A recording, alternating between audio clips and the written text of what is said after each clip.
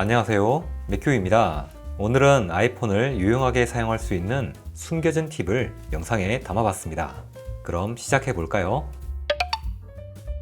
홈 스크린에서 앱을 정리하기 위해 보통 앱을 하나씩 이동시켜야 합니다. 하지만 두 손가락으로 하면 편리하게 이동할 수 있는데요. 먼저 홈 스크린 편집 모드로 전환합니다. 아이콘 하나를 터치하고 약간 이동시킨 상태로 있다가 다른 손가락으로 또 다른 아이콘을 터치하면 이렇게 그룹으로 묶이게 되는데요. 묶인 그룹을 옮기면 한 방에 이동시킬 수 있습니다. 제어 센터에서 타이머를 빠르게 실행할 수 있는데요. 먼저 제어 센터에 타이머 아이콘이 표시되도록 설정하겠습니다.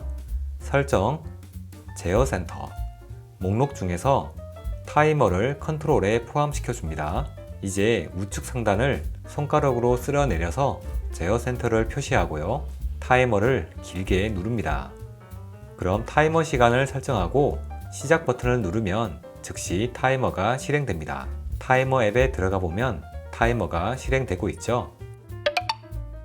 만약 여러분들이 설정 메뉴에서 아래로 깊숙이 들어간 상태에서 다른 설정으로 가려면 뒤로 계속 돌아가서 처음으로 돌아온 후에야 다른 설정 메뉴로 들어갈 수 있습니다. 이를 빠르게 할 수 있는 방법이 있는데요. 뒤로 가기 버튼을 길게 누르시면 됩니다. 이때 손을 떼지 말고 이 상태에서 돌아가고자 하는 이전 페이지 목록으로 손가락을 움직여서 항목을 선택하면 그 페이지로 한 번에 돌아갈 수 있습니다. 아이폰 기본 메모 앱에서 메모를 작성하다 보면 편집을 자주 하게 되는데요.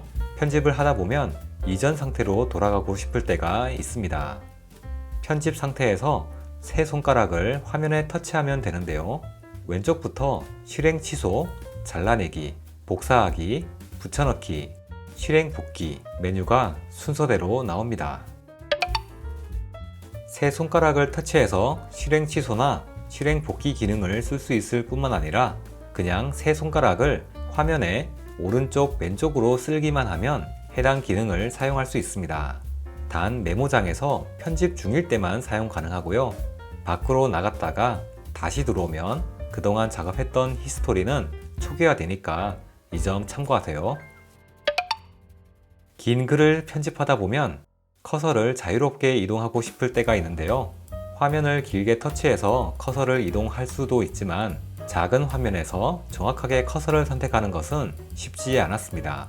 그런데 스페이스바를 길게 누르면 바로 커서 위치를 조정할 수 있게 됩니다. 스페이스를 이용한 커서 이동은 메모 앱뿐만 아니라 다른 앱의 텍스트 편집에서도 사용 가능하니까 유용하게 쓸 수 있습니다. 웹사이트 주소를 입력하다 보면 끝에 .com, co.kr, or.kr 등의 도메인 네임 종류를 입력해야 하는데요.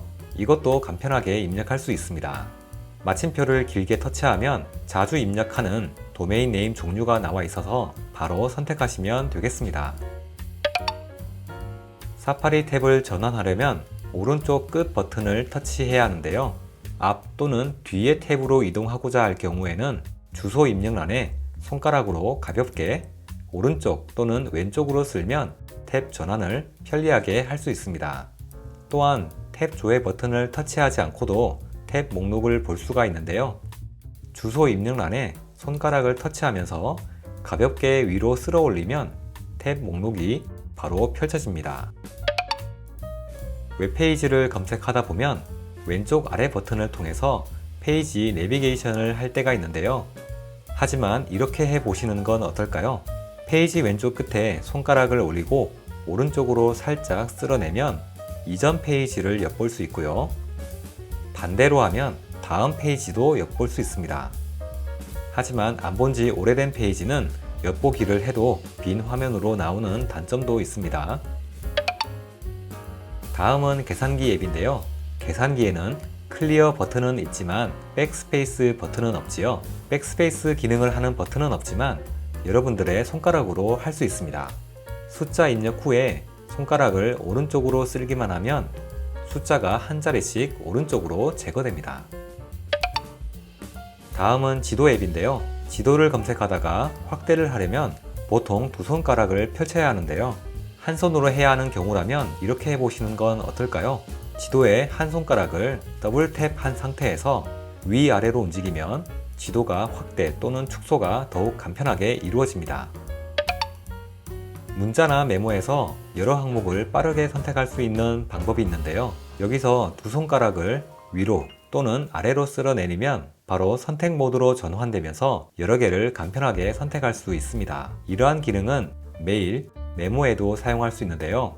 메일 앱에서도 이렇게 두 손가락을 쓸어내리면 다중 선택이 가능하고요. 메모 앱에서도 이렇게 두 손가락을 쓸어내리면 다중 선택 가능합니다. 미리 알림 앱에서도 되니까 참고하시고요. 다음은 사진 앱인데요. 사진을 여러 장 선택하고 이를 메일이나 메모 앱 등에 한 번에 보내는 방법입니다. 사진 한 장을 왼쪽으로 터치하면서 손가락을 약간 아래로 이동시키고요. 그럼 사진이 선택된 상태로 살짝 떠 있게 되고요. 그 다음에 오른손으로 다른 사진을 선택하면 됩니다. 자, 여기서 선택만 하려고 한 건 아니거든요. 오른손으로 아이폰 홈으로 돌아가는 제스처를 입력합니다. 홈 스크린으로 돌아왔고요. 메일 앱을 열고 새로운 메일을 열고 여기에 선택 중인 사진에서 손가락을 놓으면 메일에 사진이 첨부되게 됩니다.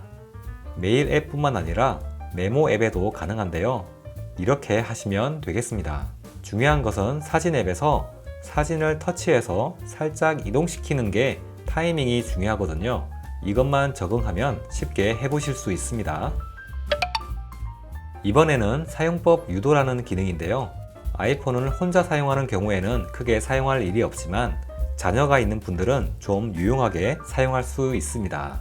이 기능은 하나의 앱만 실행되도록 제한하고 앱 기능을 제어한다고 하는데요. 만약 자녀가 여러분의 아이폰을 사용하도록 한 경우 실수로 다른 기능을 동작시키는 것을 방지하는 데 유용합니다. 먼저 설정, 손쉬운 사용, 사용법 유도 항목을 켜시고요. 그리고 설정, 제어센터, 사용법 유도 항목을 포함시킵니다. 그러면 우측 상단에 제어센터를 열어보면 사용법 유도 아이콘이 보이고요. 이렇게 준비는 끝났습니다. 예시로 사진 앱을 열어보겠습니다. 우측 상단의 선택 기능과 아래의 탭 기능을 제한하도록 해보겠습니다. 제어 센터를 여시고요. 사용법 유도 터치합니다. 화면 영역이 작아진 채로 표시되는데요. 기능을 제한하고자 하는 부분을 손으로 터치하면서 영역을 그리면 되겠습니다. 상단 영역을 손으로 동그랗게 그리면 사각형 또는 원형으로 영역이 만들어지고 약간 조정해주면 되겠습니다. 그리고 아래에도 영역을 표시할게요. 그 다음 우측 상단 시작 버튼을 터치하고 암호를 입력하면 사용법 유도 기능이 동작하게 됩니다. 화면 위아래에 음영 표시가 되어 있는 것을 보실 수 있고요. 이 영역에는 어떠한 터치 입력도 동작하지 않습니다. 사용법 유도 기능을 중지하려면요. 전원 버튼을 3번 누르고요. 메뉴에서 사용법 유도 항목을 터치해서 체크 해제해 주시면 암호를 다시 입력하고요. 좌측 상단 끝 버튼을 터치하면 되겠습니다. 만약 자녀분들에게 특정 앱만 사용하도록 하는 경우에 이렇게 하시면 꽤 유용할 것입니다.